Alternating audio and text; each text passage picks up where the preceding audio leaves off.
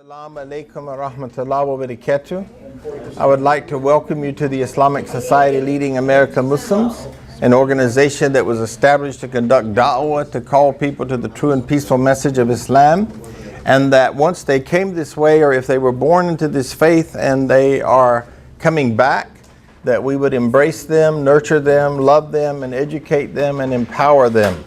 So we welcome you. Today we have some folks with us for the first time. So if you are with us for the first time, I'm going to start over here. If you'd be kind enough to introduce yourself and tell us how you learned about us. My name is Maryam, and my parents Tahir and Sarah. Okay. We've been living in Saudi Arabia my father is born and raised in Saudi. Okay. And we just recently moved to US last year. It's going to be 1 year in this month.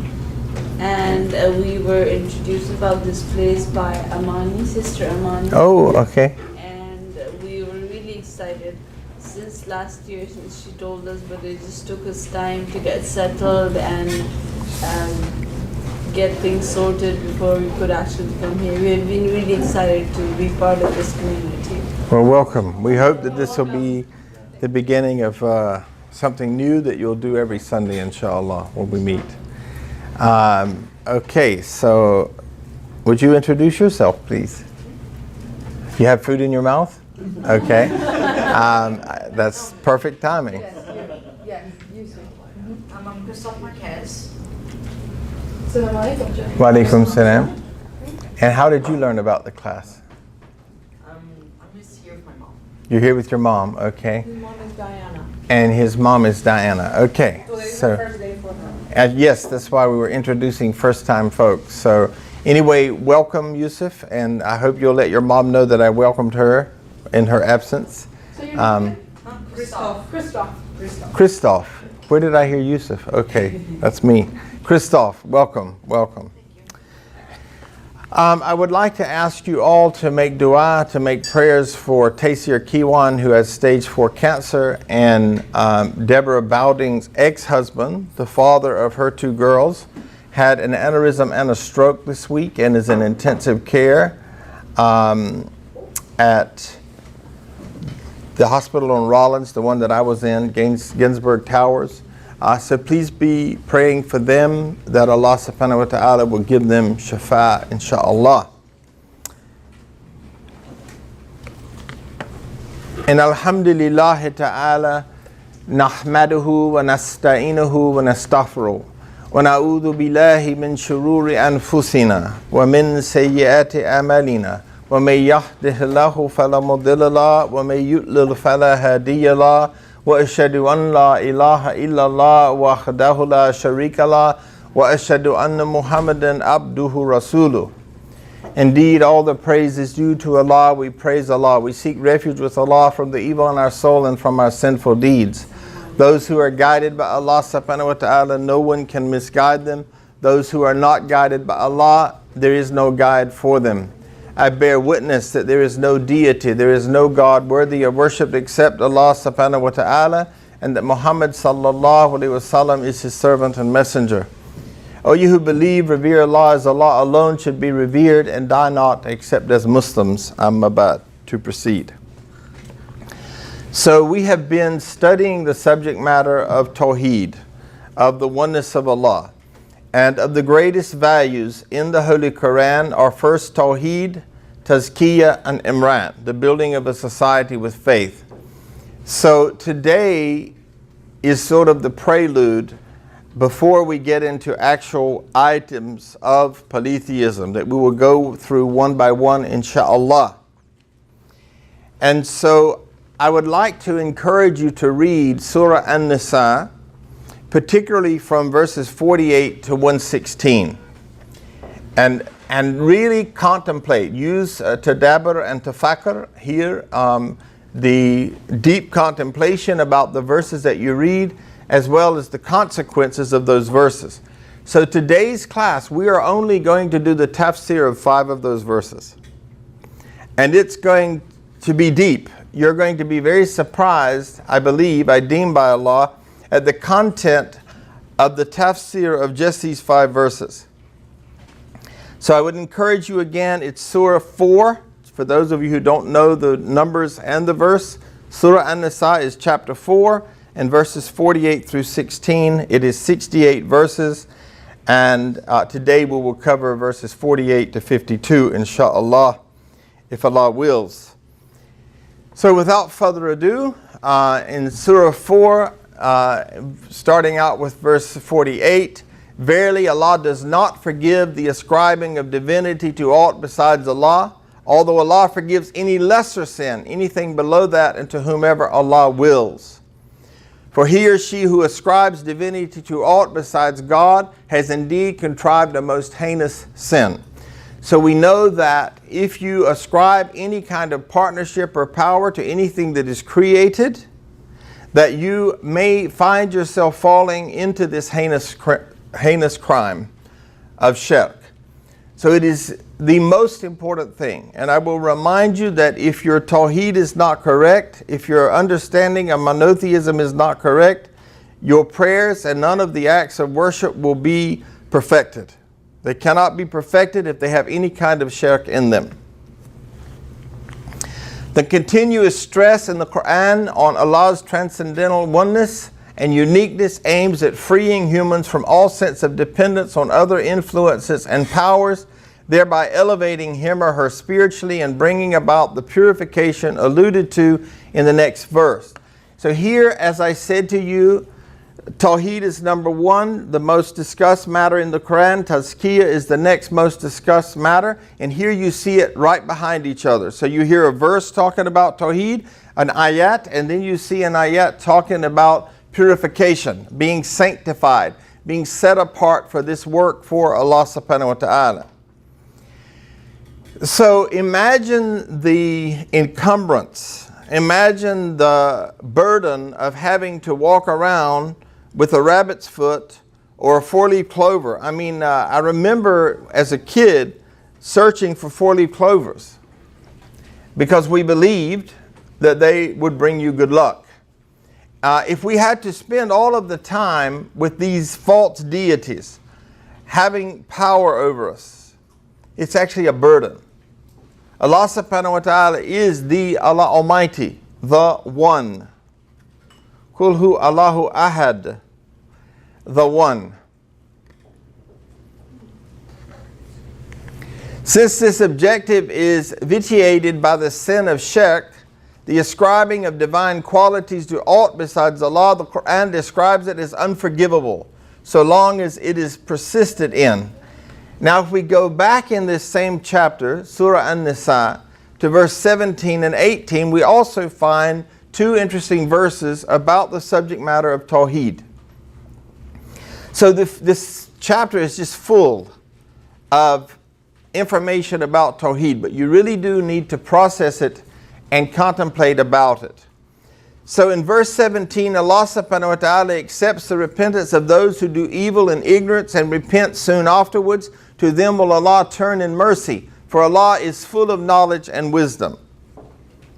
Of no effect is the repentance of those who continue to do evil until death faces one of them, and he or she says, now have I repented indeed, nor of those who die rejecting faith, for them have we prepared a punishment most grievous. So the polytheistic approach is a rejection of faith. It is a rejection of the real. It is a rejection of Tawheed. Any time that you accept anything else as God or equal to God, you are rejecting the faith. You are rejecting monotheism. You are rejecting the religions of the Abrahamic faiths. Because all of them in their origins taught that there's one God. Thou shalt have no other God before thee. So now we go back to verse 49. Art thou not aware of those who consider themselves pure, those who claim sanctity? Nay, but it is Allah who causes whomever Allah wills to grow in purity, and none shall be wronged by as much as a hair's breadth. Behold how they attribute their own lying inventions to God when there is no sin more obvious. So who is it talking about? Who is it referring to in this verse? And I'll give you the answer, inshallah. These verses carry an admonition for those who refuse to believe. Forgiveness is available for things short of shirk. Shirk in knowledge, I.S.L.A.M, is believing that certain pious persons or heads of mystical orders know about everything in the universe all the time. Now you may be very surprised to hear this, but when I was going to Hajj in 1998, I received all kinds of invitations. I received one kind of invitation from a sheikh who tickles alligators and claims to have some special powers. So I contacted a Salafi sheikh that I knew and asked him about this, and he said, as a matter of fact, that's my father-in-law. That's not the program that you want to go to. So this stuff does exist. You may not have been exposed to it, but you want to be aware that it's out there and that it is the worst thing that you can involve yourself in. And just to show you how it is, if you hear something like the Nation of Islam, which was a black nationalist organization that wanted to have a separate nation for people of color, when you hear the Nation of Islam, what will you think? Islam? No. They actually believed that Fard Muhammad was God incarnate. So just because something has Islam in it, and I'm very troubled when people talk about Islamic financing and Islamic schools and Islamic this and Islamic that, because it's only as Islamic as the people running it. And grammatically speaking, there's really no such thing as an Islamic school. There may be a school that teaches Islam, but the school in and of itself is a building. The school is not Islamic. So be very careful. Make sure that your aqidah, your understanding is correct. Make sure that your ilm is sound, because it is so easy to fall in shirk. And this is why Allah subhanahu wa ta'ala warns us over and over and over again. Forms of shirk are asking astrologers or fortune tellers about things that are to take place in a person's life, things which belong to the unseen world and are the exclusive domain of Allah subhanahu wa ta'ala. For some reason, it's very interesting that human beings have a curiosity about the unseen. And the greatest way to satisfy that curiosity is to know that the only unseen that you want to know about is Allah subhanahu wa ta'ala and the angels. Whatever the Quran says about the unseen, that's what you want to know about it. But you cannot be reading tea leaves. You cannot go to the astrologer. You can't go to the person that reads the tarot cards. This is haram. This is shirk. This is an unforgivable sin. Shirk also includes taking omens, fal, from the words written by a pious person and believing that it has got to happen. So because Sheikh so-and-so said it or wrote it, it's a miracle. Miracles were reserved only for the prophets. The Arabic word for miracles is mu'ajiza. There is no mu'ajiza for me and you. We may have karamat, we may have barakah, we may have blessings, we may have a special gift or something from Allah that comes along, but miracles are reserved for the prophets. So be careful when you are looking for miracle in the context of the Arabiya. Now we often use that word very haphazardly in America. We say it's a miracle that I drove from my home and went to work and came back and didn't have an accident. But that's not a miracle in Islam. Okay, so I just want you to understand that we want to have the right knowledge so that we don't get tricked by these ideologies when they're not defined in English.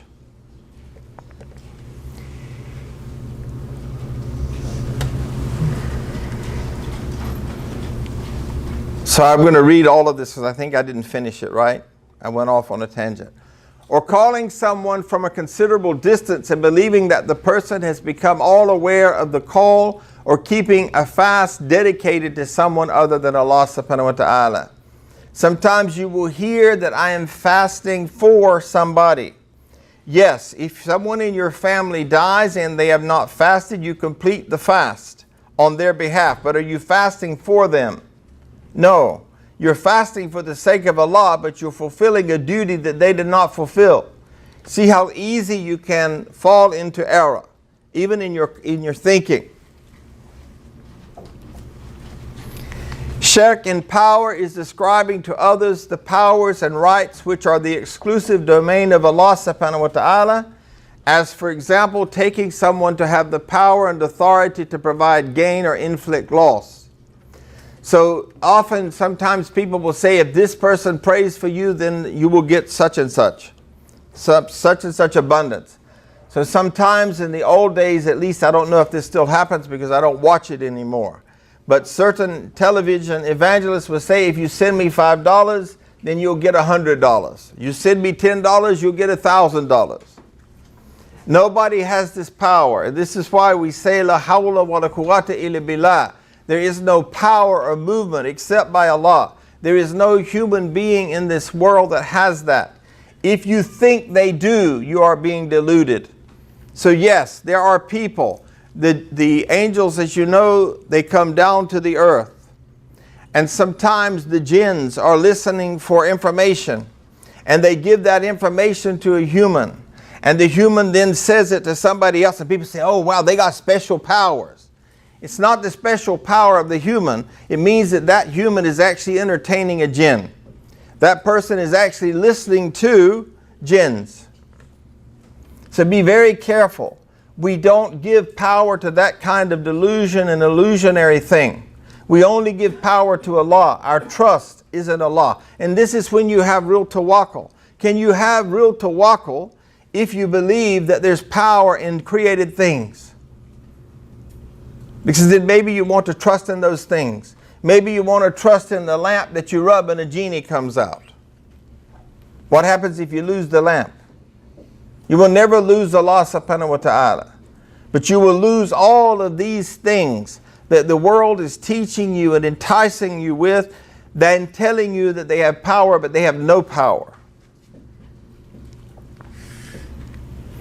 Shirk in ibadah is ascribing partners to Allah in acts of worship, which is the sole due of Allah.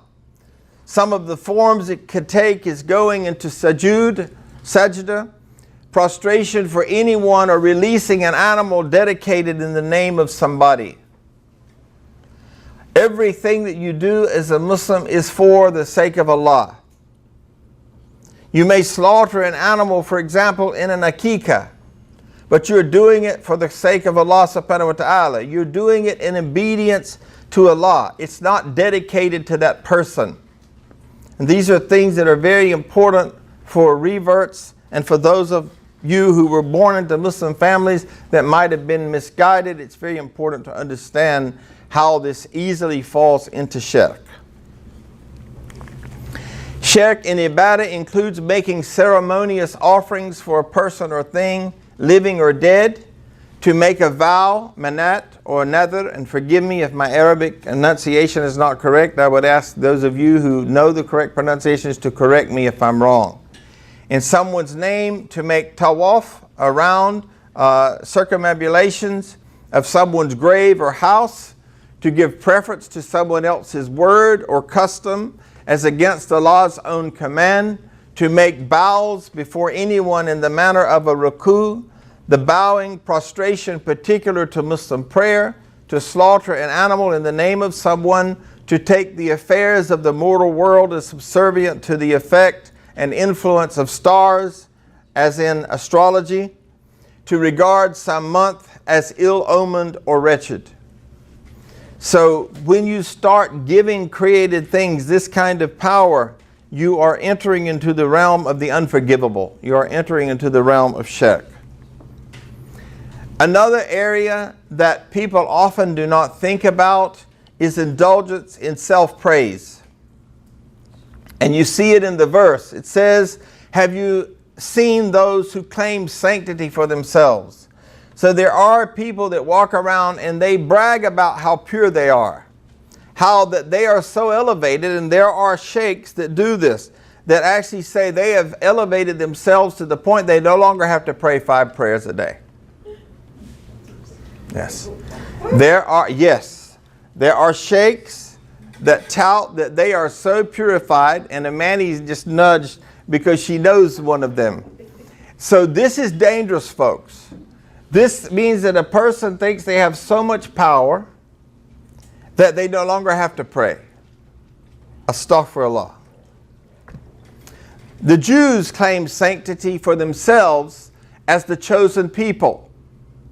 Allah censured them in this verse as a strange lot, attributing sanctity to themselves and then having the audacity to tell others that this is so. The height of arrogance is to go around telling people just how special you are. You know, oh, Allah has given me certain gifts, alhamdulillah. But you're not really praising Allah, you're praising yourself.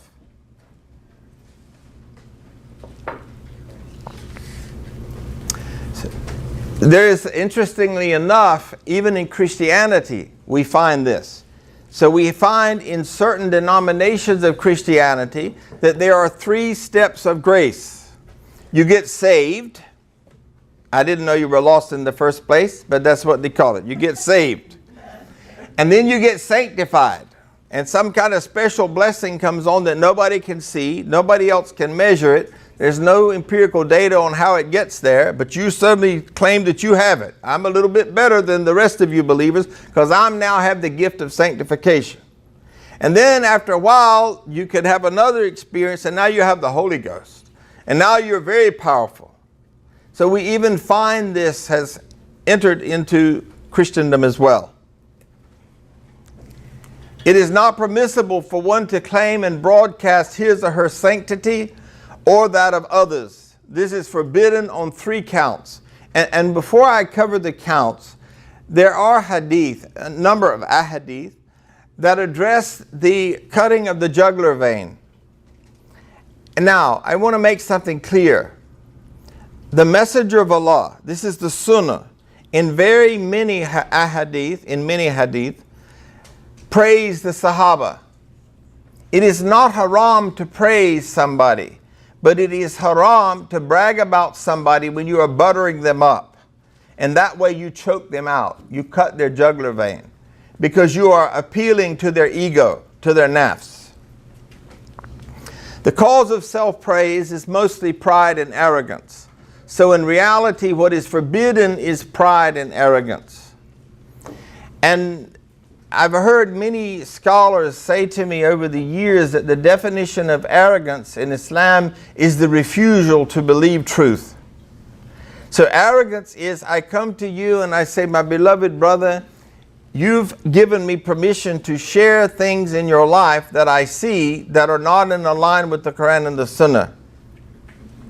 And then I show you a verse to help you correct something, and you say, I know it says that, but I'm not ready for that yet. This is the ultimate arrogance, to reject what Allah subhanahu wa ta'ala has said. Because you have actually now said, I'm God, because what I think or what I believe is superior to what Allah has said. I'm not accepting what Allah said, I'm accepting what I think. Dangerous place to be. We hear, I call it the but people. They will say, I know the Quran says so and so, but, well, I don't really believe that. Or, well, I'm not ready for that. I can't do that. Be very careful. That's number 1.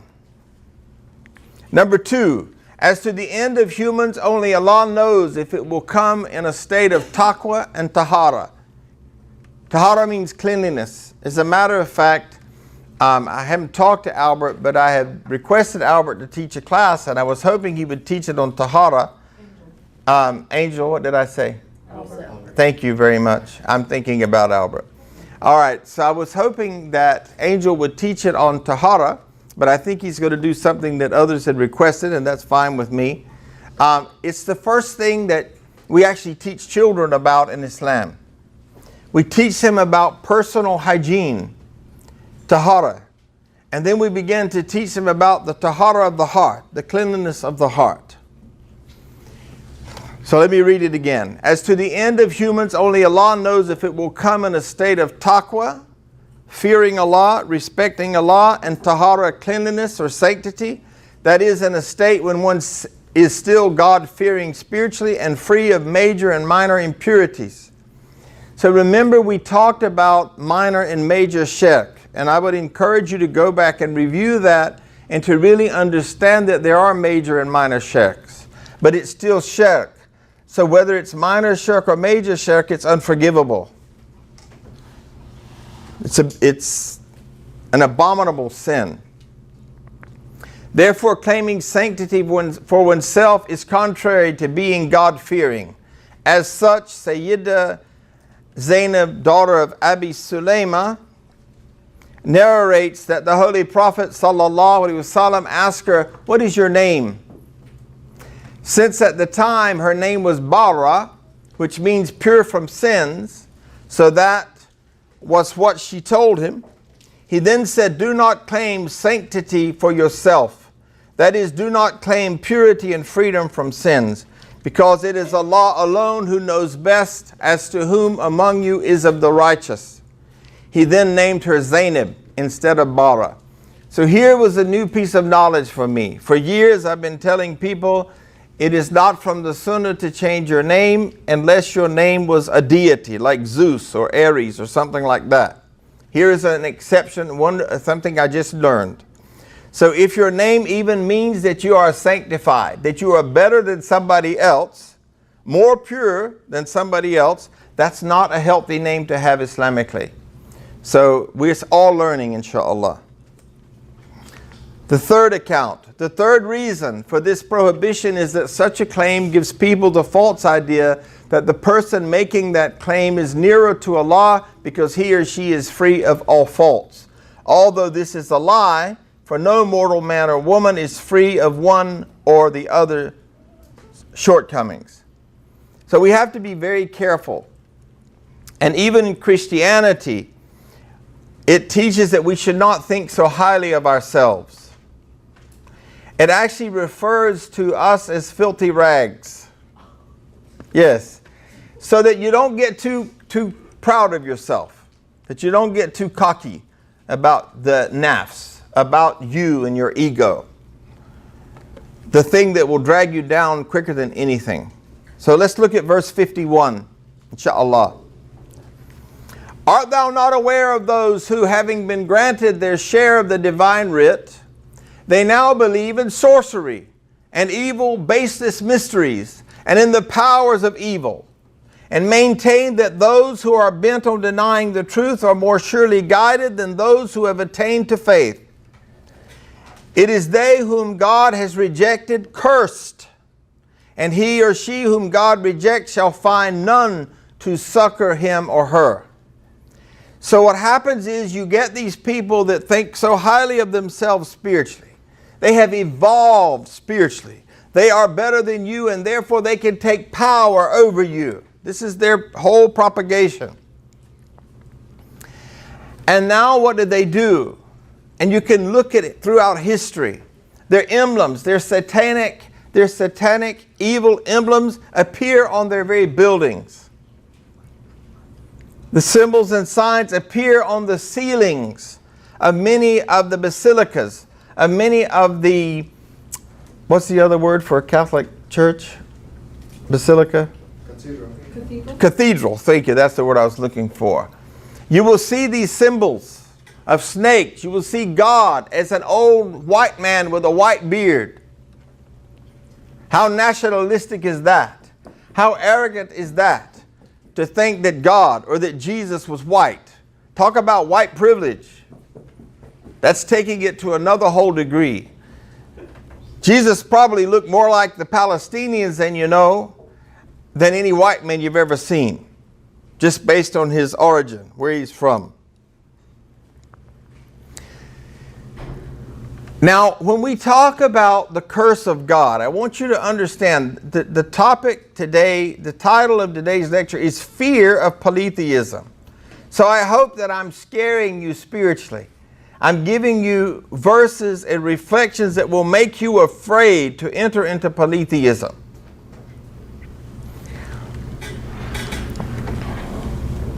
To be cursed by Allah is something that nobody wants. Because to be cursed by a human is nothing. But when you look at the examples of being cursed by Allah in the Quran, it's like something dropping from the sky and burning you. It's not the little stuff that we think of as cursing. Nobody, believe me, nobody but nobody. Just do a Google search of the affairs where God curses people, and then you'll know that you don't want to be cursed. And you'll know that you don't want to in any way, shape, fashion, or form enter into any kind of polytheistic thinking. May Allah protect us all from that, inshallah. Here is a description of the evil traits of these particular Jews, the context of this particular chapter and these verses, as has been mentioned from the previous verse. Jibt and Taghut are mentioned in verse 51. Jibt comes from the Ethiopian language and refers to a magician, idols, and images. So imagine that people believe that an idol, that if I knock it off the shelf and it breaks, it can't fix itself, would have any power. And there's a beautiful story. A friend of ours embraced Islam. And while da'wah was being made to her, she had a Buddha. And Buddha fell off the wall and broke into many, many pieces. And we said, well, what are you going to do? Your God can't fix itself. It's very powerful to think about that. People have these images that literally, if they get burned in a fire, they can't resuscitate themselves, they can't revive themselves, they have no power whatsoever, but the people think they have power. They can't even save themselves. Who wants a God like that? Taghut refers to a soothsayer. Sayyidina Umar says that Jibt means magic and Taghut means Satan. Sayyidina Malik ibn Anas is reported to have said that everything worshipped other than Allah is covered by the name Taghut. Now it's interesting, folks. Sometime you will hear about someone who loves their spouse very much. Oh, he worships her or she worships him. Worship is only for Allah. Yes, it's wonderful to have mawaddah. Now that's okay to say, oh, they have mawaddah for each other. They have this yearning, longing, pining love for each other for the sake of Allah subhanahu wa ta'ala. Allah ordained that, but Allah did not ordain that we should worship our spouses. He didn't even ordain it. There's a hadith that's often taken out of context. And let me give you the asbab an-nuzul of that hadith. Some of the companions had been doing da'wah, and they saw the Christians bowing, going into ruku' for their priest. And they came back and they thought they should do it for Rasulullah sallallahu alaihi wasallam. And Rasulullah sallallahu alaihi wasallam said a conditional phrase. He said, you cannot bow to me. If I was going to have anyone to bow, I would have the women bow to their husbands. But he did not command it. He said, if. Oftentimes this hadith is taken out of context and then used to overpower women or to usurp the power of being a shepherd or an imam to your family. In Surah 16 and verse 36, we see another verse about Tawheed. Worship Allah and avoid Taghut. Essentially, Jibt was the name of an idol, but it later came to be applied to other things and beings worshipped other than Allah subhanahu wa ta'ala. Sayyidina Ibn Abbas narrates that two chiefs of the Jews, Huyay ibn Akhtab and Ka'b ibn Ashraf, came along with a group of theirs after the Battle of Uhud to meet the Quraysh at Mecca. The Jewish chief Ka'b ibn Ashraf met Abu Sufyan and promised to collaborate with him in his fight against the Holy Prophet sallallahu alaihi wasallam. The people of Mecca told Ka'b ibn Ashraf that they were a people who cheated by making false promises. Then they challenged them to prostrate before two particular idols, Jibt and Taghut, if they really meant what they said. Now listen, folks, you may think I'm taking it a little bit far, but sometimes today people will say, I promise I cross my heart. I hope to die. Pinky twist, I think it's called, where you do pinkies. What? Pinky promise. Pinky promise. Okay. Well, that's twisted. That's a twist for sure. Just be careful, because look at what you're doing. You're actually bowing down to something that you did. Subtle, isn't it? Very subtle. So if you really mean what you said, bow down. Lick my boots. Do whatever. If you really mean it. Show me you really mean it. So in order to assure the Quraysh, he did exactly that. After that, Ka'b told the Quraysh, let 30 people from among you and 30 people from among us come forward so that we declare our resolve before the Lord of the Kaaba that all of us will jointly fight against Muhammad sallallahu alaihi wasallam. The Quraysh liked this proposal from Ka'b, and this was how they opened a united front against the Muslims. So out of ignorance, out of people doing something that they should not do, very clearly in the scriptures, 30 people joined them. And that's what happens when you have people running around teaching Islam that don't know what they're doing. They have had no training. It worries me when people go and they say, oh, well, I went to this class. What are the qualifications of the teacher? Oh, they just became a Muslim 2 weeks ago. And you're accepting them as a teacher? I don't even feel worthy to be a teacher, and I've been a Muslim 32 years. Is that right? 32 years. And I'm a kindergarten teacher about Islam. Well, sure, I'm in preschool. After that, Abu Sufyan told Ka'b, you are learned people. Here's a little praise, you know. You have the book of Allah with you, but we are totally ignorant. Now you let us know, what do you think about us? Tell us if we are on the right path, or is it Muhammad? Ka'b asked.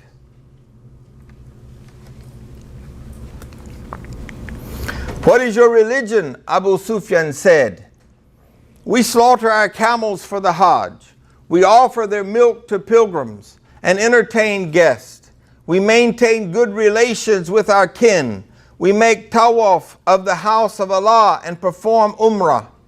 Contrary to this, Muhammad sallallahu alaihi wasallam abandoned his ancestral religion, and he has cut himself off from his own people. And on top of that, he has challenged our ancestral religion by introducing a new religion of his own. I was recently accused of that I have created a cult here and a new religion. What a compliment. I didn't know I was so smart. Hearing all this, Ka'b ibn Ashraf said, you people are on the right path. Muhammad has gone astray. Thereupon Allah Almighty revealed these verses and thus exposed their lying and deceit. You have to be careful, folks. Just because something sounds like Islam doesn't mean it's Islam. Just because it sparkles doesn't mean it's gold. It's probably fool's gold. You have to have the right knowledge, folks. The blind pursuit of material gains sometimes makes man surrender religion and faith. Ka'b ibn Ashraf was a distinguished scholar among the Jews. He believed in God and worshiped none but God. However, when the ghost of overweening personal desires overpowered his mind and heart, he offered to join forces with the Quraysh against Muslims. And this is an example of the power of ego, folks. The power of the nafs. This is your biggest jihad in life, is to control your desires. And when you start desiring power, you desire for people to bow down to you, you are in grave trouble. You desire people to stand up when you walk in. Be careful. As we already know, the Quraysh put forth the condition that he should prostrate before their idols. He swallowed this bitter pill to achieve his personal end. Here we see that he squarely stopped to fulfill the conditions imposed by the Quraysh. something contrary to his religion, but he made no effort to stand by his religious beliefs and did not show the courage to part ways with them on so critical an issue. The Holy Quran mentions a similar incident elsewhere concerning Balaam ibn Ba'al. It says, recite to them the news of the one who has given our signs. Then he eased out from it and followed the Satan, and he was one of those who seduced people to err. And this comes from Surah 7, verse 175. Again, another verse speaking to Tawheed. But if you just read it and you don't understand the asbab, you might just pass by this verse. And this is why it is so important, folks, and this was my khutbah on Friday, to develop tafakkur and tadabbur in your life. To develop where you deeply contemplate on every verse that you read. That you read everything that you can about that verse. And you make sure that what you're reading doesn't contradict another verse. And then you think about the consequences of that verse, the not obeying that verse, or the consequences of obeying that verse. Everybody needs to employ tafakkur and tadabbur in their life. Deep contemplation and an understanding, a deep thinking about the results of what they're doing. And had these folks had that, then they would not have fallen prey to this plot. Commentators say that Balaam ibn Ba'ur was a great scholar and a mendicant, a beggar, who wielded spiritual powers, but he launched his sinister plans against Sayyidina Musa in an effort to achieve his personal desires. He was unable to achieve anything against him. But what did happen was that he himself ended up being accursed and went astray. When you enter minor shirk, you are subject to set yourself up to be cursed by God. And that's why, even though I've been told by a few of you that I've had enough of this Tawheed stuff, I'm getting bored with this Tawheed stuff. This is your salvation. Your salvation is knowing about Tawheed. Your ruination, your spiritual death, will take place when you deviate from Tawheed. This tells us that religious knowledge, as culled from a book, is not enough to guarantee the desired benefits. What is needed is action sought by the knowledge. This will not be possible unless one totally abstains from material greed and from the pursuit of carnal desires. Otherwise, humans will not stay strong enough to resist against sacrificing something so dear as his or her religion on the altar of desires. Many people desire to be accepted by people, and in order to get accepted by that group or those people, they sell out. They sell their soul, and they become what that person wants them to be so that they can get approval on this plane, this earthly plane, this dunya, as low as it gets. In our own time, we have the kind of people who would abandon their true creed just to achieve their material and political goals. Some of them would go for the extra effort to dress up their secular beliefs and views with the garb of Islam. And this is why I will say to you, I am never impressed by people running around in jalabiyas. The religion does not tell you to wear a jalabiyah. You cannot give me a verse that says wear a jalabiyah. You cannot give me a hadith that says that you must wear a jalabiyah. Anybody can cloak themselves in religiosity. Anybody can cloak themselves in something that makes them look like they are there. They have arrived. One of the reasons I stopped wearing it, because I didn't want to be judged because I had on a white shirt that goes down to my ankles. Don't ever be deluded by that. And it saddens me when I see converts and reverts running around trying to look like Arabs. And I want to ask them, did you embrace Arabism or did you embrace Islam? Because they become a fitna to people. People come and they want to become Muslim, but they say, but I don't want to have to wear a dress. I don't want to have to be in drag. So that act of looking religious actually can become a fitna to people. God did not ask us to do that. Such people care less about the grave covenant between God and man, nor do they worry much about what would happen to them in the akhirah, the hereafter. All this happens when one abandons his or her true and right creed and starts following the signals of the shaitan. The curse of Allah causes disgrace here and in the hereafter. The Quranic word la'na, translated as curse, in absence of a more exact equivalent, means being far removed from the mercy of Allah, extremely debased and disgraced. Anyone under la'na from Allah cannot be close to Allah, for such accursed ones' abominations are very stern. Think about this, folks. When you are not sure and you think about going to the soothsayer or the fortune teller or the tea leaf reader or the palm reader or any of the above, do I want to be cursed by my Lord? Do I want to be cursed by my Lord? The Holy Quran says in Surah 33 verse 61, the accursed, wherever they be, are to be caught and killed massacre-like. This is what the Quran says about these people, to get the context, to really understand the gravity of involving yourselves in minor or major shirk. The accursed, wherever they be, are to be caught and killed massacre-like. This is their disgrace. Now, we don't have the authority to do that, so let me make this very clear. Don't any of you go out and start killing people, all right? That's contrary to the teaching of Islam.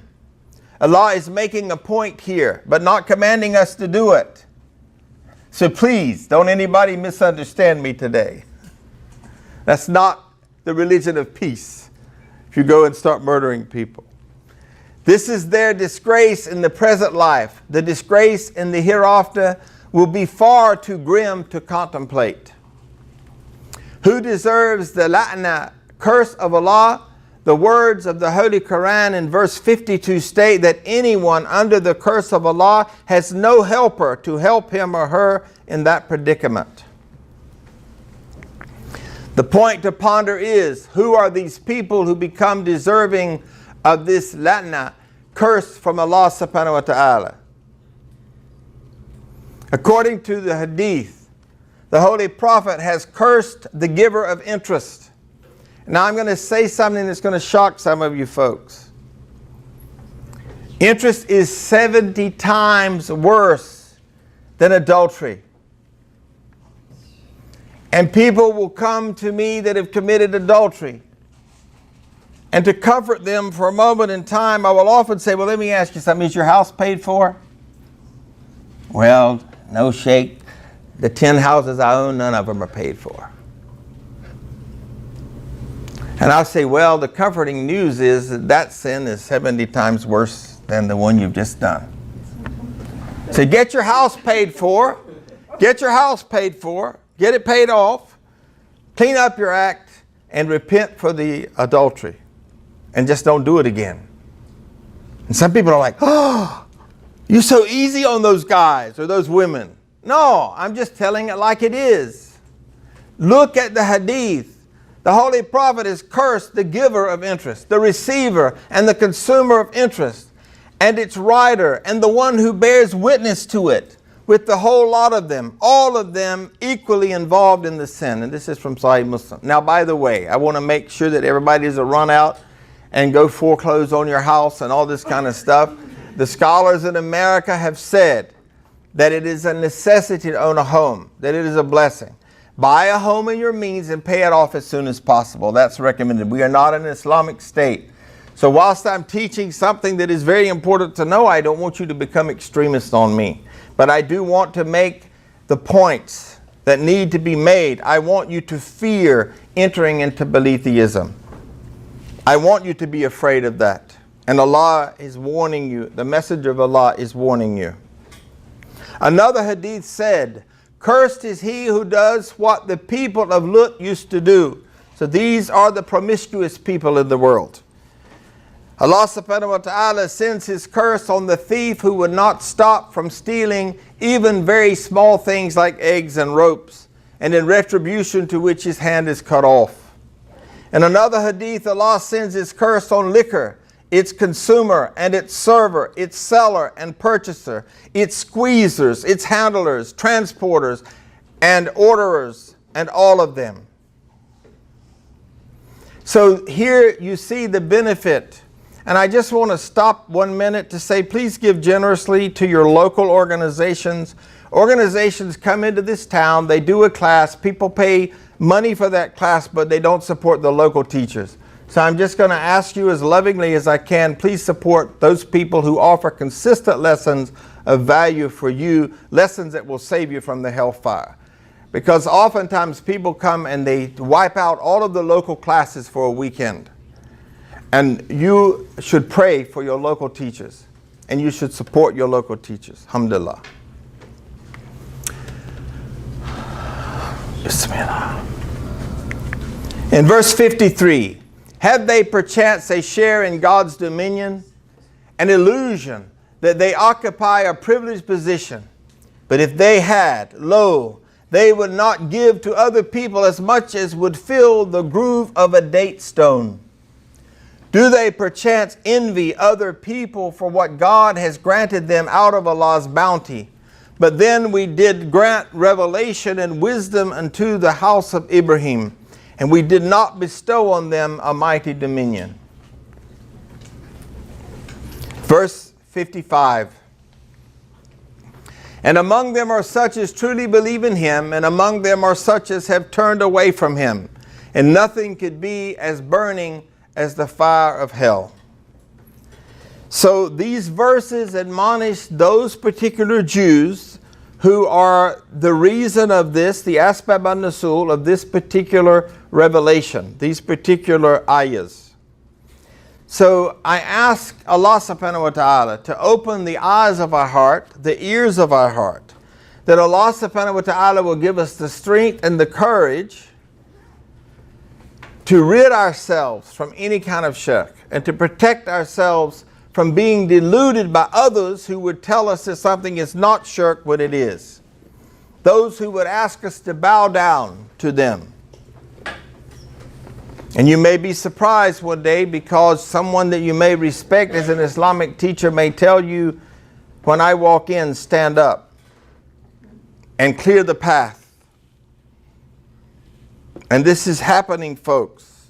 These people exist. I have met them, but I did not stand up. I was the only one that didn't, but that's okay. On the day of judgment, I might be standing and some of them might not be standing. So I warn you, I ask you, I beg you, I implore you, I beseech you. Soak up this information about Tawheed. And I'm going to say something further. There is no class on the day of judgment that will benefit you more than understanding your Tawheed. Nothing. Because if you mess up there, you're going to mess up everywhere. So I love you for the sake of Allah. I ask you to forgive me for anything I said that came from my nafs or my ego or my arrogance.